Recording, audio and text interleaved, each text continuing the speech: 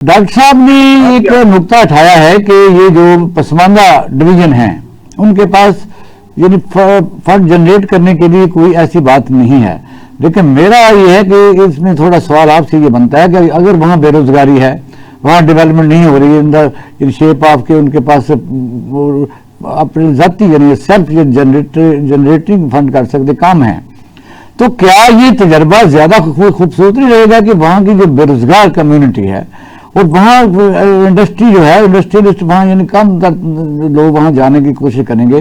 जिस तरह बलूचिस्तान है वो दूर दराज इलाकों में ना कोई स्कूल ना कोई कॉलेज ना खुलता नहीं है, ना कोई सिविक किस्म की चीज़ें होती हैं। जब ये सूबे बन जाएंगे डिवीजन लेवल के ऊपर और वो ऑफिस बनेंगे, रौनक मेला हो जाएगा, होटल बनेंगे, ये चीज़ें उन इलाकों में तरक्की का बायस नहीं बन सकती। जी डॉक्टर साहब ने एक बात की है, अगर आप पाकिस्तान वो कर लेना, आपने कभी सोचा है बैठ के? जरूर सोचा होगा, मैं तो उसके रीजन भी जानता हूँ, वजूहात भी जानता हूँ, आप भी जानते हैं, आप उस सिस्टम में भी रहे। अगर आपने ग्रास रूट लेवल तक गवर्नेंस लेके जानी है किसी भी तरीके कार से, तो आप मुझे ये बताइए जितनी PMLN और पीपल्स पार्टी है जो हुकूमतें कर रही है इतने साल से, वो लोकल बॉडीज के इलेक्शन क्यों नहीं कराते?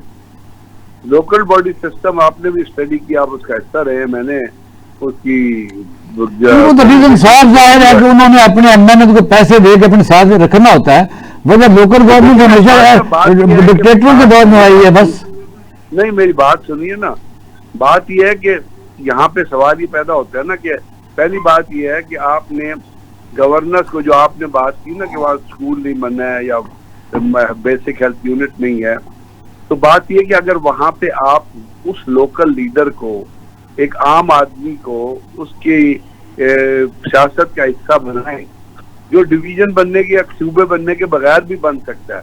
मैं फिर इस चीज का हामी हूँ कि सूबे अगर आपने बनाने हैं तो वर्केबल सोल्यूशन निकालना है, और वर्केबल सोल्यूशन सूबों का ये होगा कि आप अगर पंजाब है, पंजाब को 3 हिस्सों में डिवाइड करें, उसमें आपकी रिसोर्स जनरेशन भी हो जाएगी और आपकी जो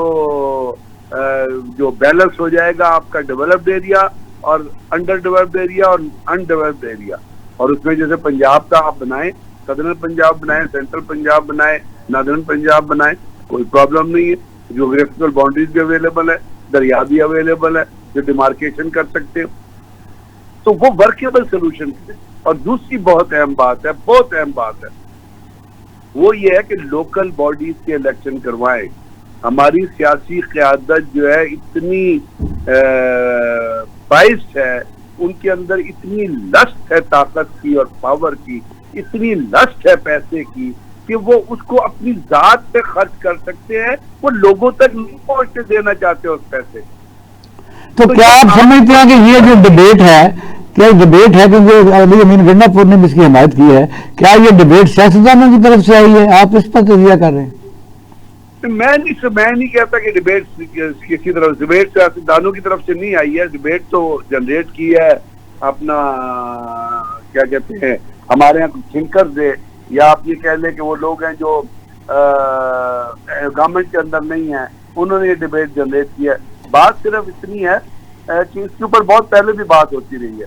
मेरा ये कंसर्न है, मैं ये चाहता हूँ आप कि जी, अगर मैंने उसकी प्रैक्टिकलिटी भी देखी है कि अगर आप पहले अपना लोकल बॉडी का सिस्टम अगर स्ट्रॉन्ग करते हैं तो आपको बहुत सारे आपके एडमिनिस्ट्रेटिव, सोशल, डेवलपमेंटल, इकोनॉमिक और जो गरीब तक जो चीज पहुंचनी है वो मसाइल हल हो जाएंगे। और ये परवेज मुशर्रफ के जमाने में हुआ है, ऐसे ऐसे लोग सामने आए हैं जिनको पहले कभी आपने सियासत में नहीं देखा था, वो नाजिम भी बने।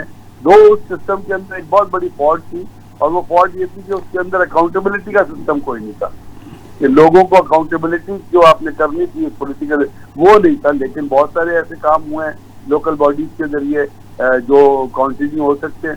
तो एक तो वो है, दूसरा ये वर्केबल सूबे बना दें अगर आपने बनाने, और उसका बैलेंस जो है वो बैलेंस आपको डेवलप्ड एरिया का, जैसे आपने खुद कहा कि पसमानदा कुछ इलाके, कुछ अपने इलाके हैं उनके पास कुछ रिसोर्सेज हैं, बलूचिस्तान में भी आप जाएं तो कोयटा के अंदर जाएं, आप लोरालाई जाएं, लोरालाई के अंदर फूड बहुत ज्यादा होता है, उससे आप ऊपर जाएं तो आप मावान, डेरा बुक्ती, फाजल चेल रोलिंग कर सकते हैं। शमालोंग माइंस है वहाँ पे जहाँ से कोयला निकलता है।